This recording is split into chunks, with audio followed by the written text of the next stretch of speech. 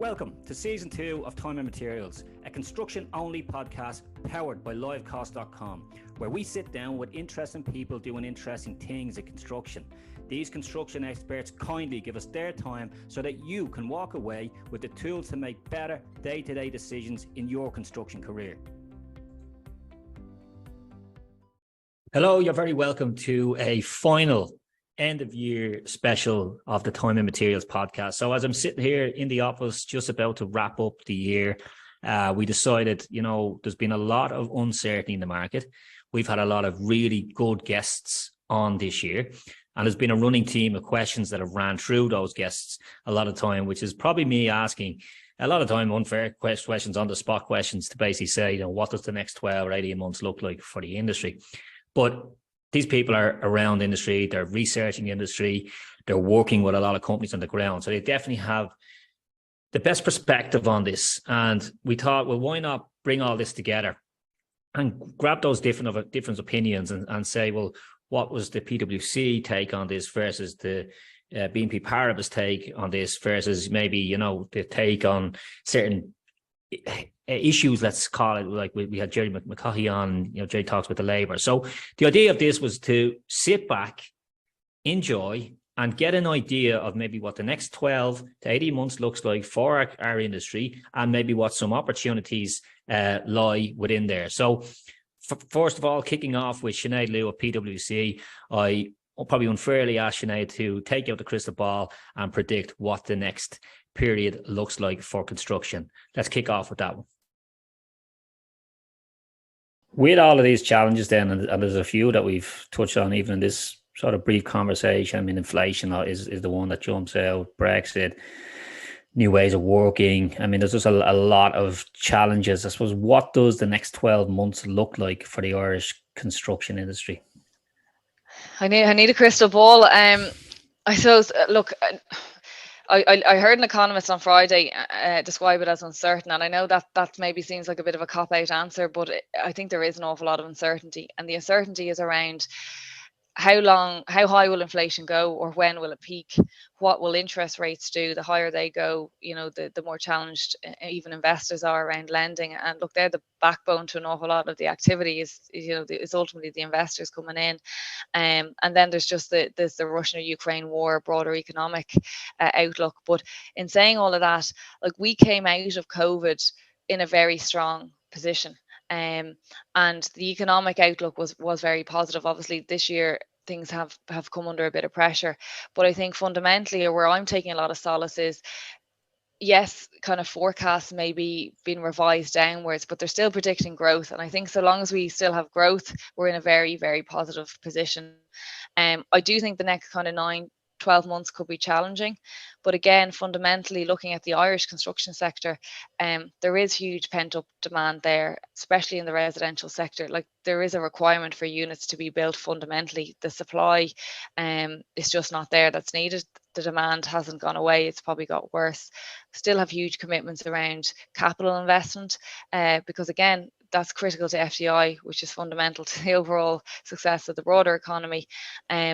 So I think it's uncertain. I think we've challenges ahead, but I think fundamentally the underlying all of that is a strong outlook, a strong pipeline. If nothing else, this industry is resilient, and it's shown its agility in terms of, and it's continuing to do so. And I think, like you said, investment around things like technology, investing in people, and making sure the industry appears as attractive as it can to younger people coming out of school and college is critical to its success. But I would like to think that, the outlook is positive, albeit I think we have, a challenging few months ahead. So in a similar way to PwC, who are obviously a massive company, who put a lot of time and resource into reports and telling us essentially what direction or what issues might be coming within the industry, BNP Paribas also have their PMI report, which basically monitors activity and essentially performance of the industry. So I asked the same question to John McCartney of BNP Paribas, which was, where did he think the industry was going over the next 18 to 24 months?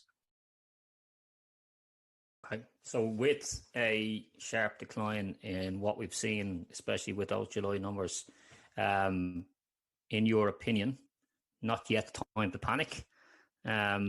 Would that be right in saying? And then obviously, I suppose could you summarise then maybe what you think the next 18 months or 2 years look like, John? And I suppose I'm putting a bit of a rub of the magic crystal ball here in front of you now, which is unfair. But I suppose just from what you see in a day to day, and from what you've seen, I suppose in the data, what do you think the next 18 months or 2 years look like in your own opinion? Yeah, well, I think that we're going to continue to suffer, input cost inflation. I think hopefully that the improvements that we've seen are going to continue, and that the inflation is going to slow, but I think we're going to still see input costs rising. That's going to cause a problem, I think, for developers that are working on marginal schemes. We're already beginning to see in some of the forward-looking elements of the PMI that this is changing people's behaviour that are participating in the market. So, for example, the new orders index is down for the last 4 months in a row. Partly reflecting that, employment growth in the sector has stalled now. We're doing this interview, is it the 22nd of August or 21st? But the labour force survey statistics for Q2 are not out until the end of the week. But hopefully, if the PMI is doing its job as a leading indicator, it's going to show a slowdown in construction employment. Why is that? Because firms are expecting to be less busy in 12 months' time than they are today. And they're actually telling us this because one of the questions in the PMI is exactly that. Do you expect to be busy or less busy or the same in 12 months' time? And now, for the last couple of months, more firms have been saying they expect to be less busy in a year's time than are saying they expect to be busier. And they're not just saying that. This isn't just posturing. They're acting on it as well, because they're not hiring additional workers in the way that they were, and their order books are not growing in the way that they were. In fact, they're contracting. So my sense of it is that we're going to get a bit of a pullback in activity, and as a result of that, I think it is going to sort of cause a slowdown in overall activity. I think the balance of activity will shift from early stage construction activities like site enabling work, site clearance, site establishment, all of that sort of stuff. I think on balance, we're going to have less of that going forward. We're going to have more of the balance of activity that is happening will be in late stage construction, finishing out schemes. But there is still time, hopefully, for conditions to change to improve the conditions for viability as we move through. But unfortunately, that might look like continued high house price inflation, and that's not really what we want to be drawing out construction. You know what I mean? We would like to see more construction activity at moderate rates of house price inflation, but I don't think that's necessarily the way it's going to pan out. No, hopefully not. Hopefully we can see a balance, but yeah, I'd probably be in your camp. As looks like all the signs point towards we're definitely going to see some decrease in activity. There's no question there. So a common theme, we must say, a lot of uncertainty. Not quite sure. A lot of variables that could affect things. So we then, as we progress through the year, if we look at some data from November, like in the UK, 34 firms went into administration. That was the highest number recorded actually since COVID, which isn't good. Let's call it that. But I suppose more strikingly, 90% of those companies went out of business due to fixed price contracts. So we asked one of Ireland's leading contract experts, Keith Keller, is it now time for fixed price contracts to be challenged? For maybe one option would be cost plus. So let's get Keith's take on that. We're already seeing a drop. Like the last couple of episodes, we had Sinead Liu from PwC was on they're talking about latest reports, and John McCartney come on from PNB Paribas, and he was talking about the activity has plummeted, was one of the words that was thrown out there for Q2. Housing shortages out there. We still need to build houses. Do you think there's ever a chance that we might be able to get to a cost plus model? It's popular in the UK. There's an NEC kind of form of contract over there, which is a lot fairer. It has a suite of different projects, different contracts, and one of them is a cost plus model, and it's quite a popular form of contract. I think in the private side, there's always that chance, because particularly with big multinationals who need, like, at the end of the day, you take an Intel or somebody, the build cost of anything is it's nothing in comparison to the money that they make once they get the chips rolling. So it's how they get to that point in the quickest possible time. So them getting into arguments, and certain companies getting into arguments with builders over cost increases, it's not a conversation they're going to have, because not getting the product made is going to cost the business far more. So in certain instances, it will be perfect, and probably will be used. But I don't think the government will ever move to that, because they're trying to protect the public purse, they're trying to protect us as taxpayers, and most private clients have X amount of gold. They don't have more, So the idea that they could enter into a project not knowing what the end cost is probably not going to happen. So you're trying to balance risk with who's best to carry it. And most private clients, particularly on the domestic front, like, if you want to build an extension or refurb or build a new house, if you've got 300,000, that's all you have. So entering into a fixed price contract for 300,000 is common sense. What's happening there, Keith? What are you seeing there on in the domestic side? Like, obviously builders have obviously priced that job too a while ago, and now they're getting hit with these big hits. Let's call it big hits. Yeah. Well, what can happen there? What does the conversation look like between homeowner versus building contractor? Are the building contractors coming trying to have an open conversation? Like, what's happening there now at the moment? Look, it varies like everything. You will have lots of contractors burying their head in the sand, in terms of not aware of their rights, not aware of how they can change this tide, and then you have other contractors who are simply coming back and saying, look, we are not signing up to a fixed price contract here. We're happy to do the work, but you have to leave. And just for anyone listening, I suppose we'd always say the clause 36. So in the private contract, the main private contract that everybody uses, clause 36 is the clause in the RAI contract that allows for the contractor to claim for a price fluctuation. For the last 20 years, that clause has been struck out. Big red line put through it, not operating. Contractors who are in the know, I suppose, are now saying, we're only doing this job if you leave that clause active. And that clause allows a contractor to claim for these price increases from what's called a designated date, which is a date set at the time of tender, to every month as the job progresses. So that's what contractors should be doing, is saying clause 36 needs to stay active. And it's still a fixed price contract, it's still a lump sum. The client still has the protection of the contract, except for inflation. So inflation in materials. Now the clause relates to materials and labor. Obviously a contractor could say, or a client could say, look, I'm going to give you the material, but I'm striking out the fixed price on labor. Again, that's down to discussion. So contractors should be having that discussion, and any contractor that I would advise, I would be saying have that discussion. If I'm representing a client, I'm starting a tender where I can, saying it's a fixed price lump sum, and clause 36 is struck out. Why? Because that best protects me. So like any contract negotiation that goes on, whether you're buying bread, whether you're, it doesn't matter what the contract is. It takes two parties to tango, and a contractor has the right to negotiate just as much as the client, and they should be talking about it.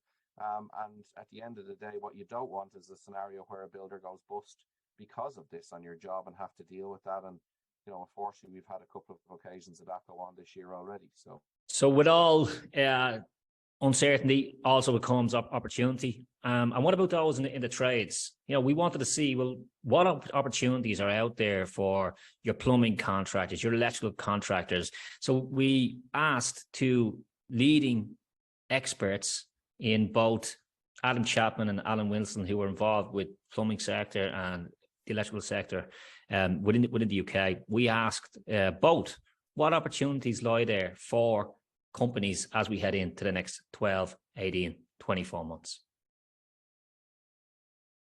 The green agenda, you mentioned this green agenda. Where does the opportunity lie from a business point of view? Where does the opportunity lie for electrical contracting business when we're looking at all this new and new great ways, let's call it, new great ways of doing business? But where would the opportunity lie for me as an electrical business owner?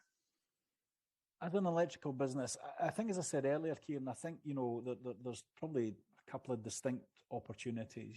There is the initial integrator opportunity, and what I've found in my experience over the years, it happens all the time and happened years gone by. You find it certainly in every area, not just in rural areas where I stay, but in every town and city, probably across the UK and I'm sure in Ireland as well. You have little groups of contractors who kind of come together, so you get maybe a builder and a plumber and an electrician, working together kind of thing. So what we're finding is that there's little groups of these organizations who will be doing solar PV installations. So the builder will be doing the scaffolding and the installations of the panel. The electrician will be connecting the electrical cables into that. The plumber will be upgrading the system internally and connecting to the existing, if it's a gas or solid fuel boiler. So that little bit of team working goes on. I think the important thing for the electrical industry is to understand how these things work. I don't think we're really going to see many electrical businesses starting to install these completely. Some will, but the majority will still carry on the integrator role. So it's important that they understand how that does. So that's an opportunity there. Get to know the technology, get to know how it works and how you could play a part in that. Definite opportunity. When it comes to the more direct side of things, like electric vehicle battery or electric vehicle installation for charging points, that's where there is a direct opportunity for businesses to get connected to that. So there are courses out there already that are operating. As I said earlier, we'll be launching a scheme for members next year to get them to register as an EV installer, and that's real direct opportunities. Especially if you can package these together, maybe team up. If you're a plumber, team up with an insulator. If you're a builder, get a plumber, an insulation team. Perhaps create a decarbonisation company. We come and just do your house. Just thinking, as you were talking through that, and you're mentioning different trades, I was just thinking on the top of my head saying, it's an incredible opportunity, incredible time for strategic partnerships across trades. Absolutely. And now we've got internet and networking like easier than ever. You could be built, and communication easier than ever. You can build a network. You could build national. Well, we've got a national network of installers now because of social media. So yeah, like the opportunities now are like, although the economy doesn't look great, the opportunities have never been better. Well, what about labour, right? With all this, maybe a potential opportunity coming around the corner within construction as we start to head into digital transformation and new ways of working and all that type of stuff, and all the really good opportunity that's going to come to us within the next 12 and 24 months. There's absolutely no question that one of the things we hear consistently is, well, what if we don't have the labour force to actually go and execute against these opportunities? Like, we're not attracting enough new talent into the industry. And with my interview with Jerry McCaughey earlier in the year, Jerry made a point that in the US, for every one person that's joining the construction industry, 5 people are actually leaving. So let's get Jerry's take on that. How do we as an industry attract more people, and how do we deal with what is a potential labour shortage? Is it, in your opinion, inevitable that this is going to happen anyway? And what I'm getting at here is, in terms of labour, apprentice numbers are down, not just here. UK is down, US, I'm sure I read a report there that globally attracting young talent into construction is an issue. Is it going to be where we don't end up with a choice here, where you just don't have the labour force to build traditionally anymore? Well, that's certainly the way it's going to be in the US. That is without doubt. I mean, the US currently is short approximately 400 to 600,000 people to work in construction. Now think about that as a number. At the current rate of attrition, for every one person who joins the US construction industry, 5 are retiring. The 5 who are retiring are 5 skilled people who have been in the industry for 20, 30 years. The one guy who's joining has no experience.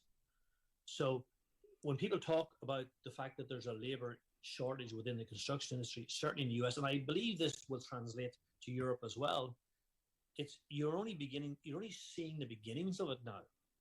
Like, this is not the labor shortage. If you know, this is only the starting point.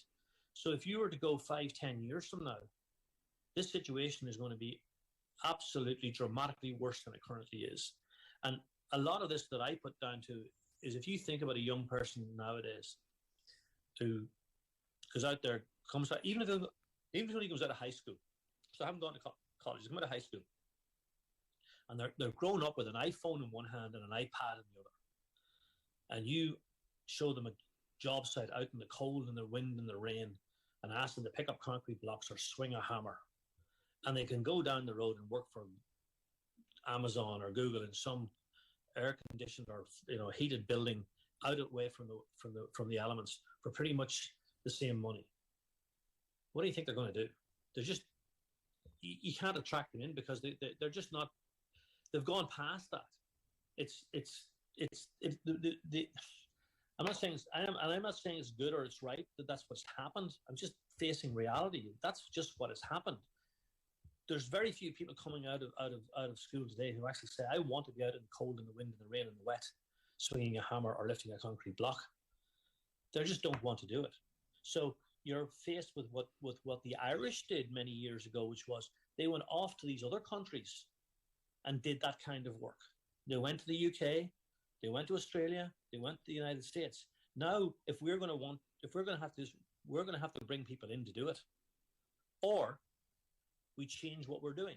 So one thing that we've learned through the last 12 months is that this shit moves fast. There's absolutely no question here that this stuff is going to move very, very quick. What the industry looks like in January 22 to what it looks like in December 22, I think we can all agree is pretty different. So I suppose the magic ball question that we asked Sinead Liu and John McCartney earlier in the year, it would probably be fair to say that our latest episode, which was Paul Sheridan from the CIF, is probably more up to date and more relevant to where we sit today, sitting in December of 22. So we asked Paul, who, of course, CIF being Construction Industry Federation, what his take is on what the industry looks like for the next 18 months. So let's get Paul's take on that one. Magic ball, hard question probably in front of you, but like, what does the next 18 months look like for the Irish construction industry? I think we're always going to have headwinds in construction. It's just the nature of the game, and there's no point in that. But we're a resilient industry and we're adaptable. I think that based on the infrastructural deficits that need to be closed in this country, our move towards climate action, the necessity to address our environmental challenges on some of our buildings, it will create a, maybe not as buoyant as it could have been 2 years ago before the war in Ukraine and so forth, but certainly a buoyant enough industry to keep our members busy and working well and attractive for people who want careers and opportunities. And I'll go back to that diversity thing. It's that new technologies. We're going to have to bring in people not from the normal backgrounds.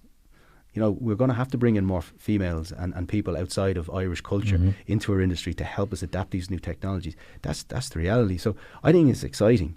And I think, there's been announced there, as I said, 3 new elective hospitals. We've got a major capital program for schools. We'll have Bus Connects corridors that are going to start being built next year. Active travel. We've got major infrastructural deficits around sewage and water. Energy projects that are going to come on stream. We've got to upgrade a lot of the reality is that your companies will still need office space, but in a different way. So you'll probably see repurposing of buildings. You're probably going to see a lot of retrofitting to bring existing stock up to a higher rating, because if you're an investor and you want to rent, you want your product to be attractive to people who want to lower their operational costs. So there's probably going to be a lot of work there. So, and you've got FDI. We've got to remember that Ireland is now the only common law English-speaking country within the EU, and we're a bridge between America and a lot of other places. And they see us as a very safe political place to actually put their business. And now that Brexit's happened and the UK have gone the direction where they are, we're getting a huge tailspin of investment in here in Ireland across commercial manufacturing. And look, ICT is having its blip, but we all need technology. It's just trying to reorientate where the next value is. And ICT moves quick.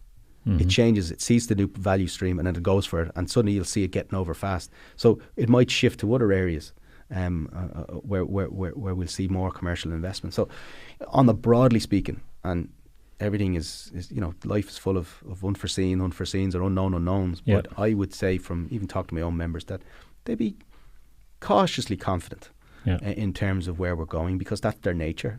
But I think, we're in a good place. The economy is still going to grow small, but construction is a key element in it that needs to be delivering on infrastructure and public housing as well. Well, how do you summarise that? Well, I suppose, first of all, let me take an opportunity to say thank you to Sinead, John, Keith, Alan, Adam, Jerry and Paul for taking their time and coming on. I mean, the idea of this podcast is, and I'll use this as an opportunity to say, the idea of this podcast is we want to get real people doing real things, doing interesting things in construction, to come on and share them in a way that we can, there's no agenda. We just want to basically get messages out there that we can help real day-to-day construction people get an idea of what's going on with what we believe and what we're hearing are core issues and core problems and concerns that they might be having within their own construction companies and careers on a day-to-day basis. So first of all, thanks to everybody that gave their time.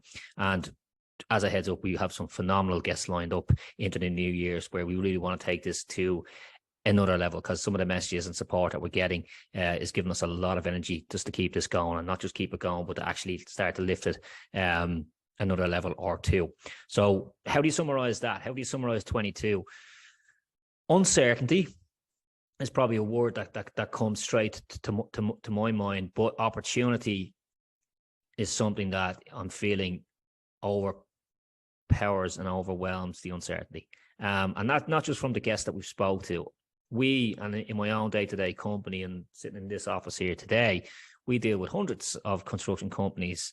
And I just don't feel it's as bad as what's being made out to be. I think there is an issue with people that are caught in fixed price contracts. I think there's a legacy and there's a COVID hangover, unquestionably, that is still needs to play its part and we still need to shake the trees and get rid of that. No question around that. But as a summary for me, yes, uncertainty, but I just see a lot of opportunity. I see a lot of opportunity, and I think the companies that look at it through that lens will seize that opportunity. And there's just so much new, modern ways of operating that are just going to disrupt this industry so much. And a lot of people are going to do very, very well from that. So thank you as well. Let me take a chance to say thank you for listening in. It's been a great 2022. Got so much lined up for 2023.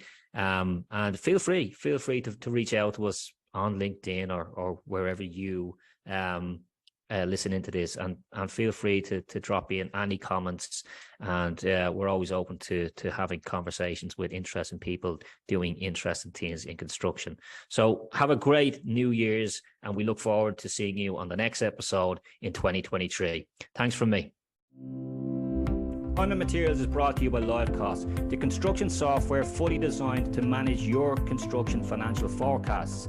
Visit livecost.com to take a product tour, or reach out to our team of construction cost experts to transform your project profits. Any links mentioned during this episode, including speaker profiles or any other resources, are available on the podcast show notes.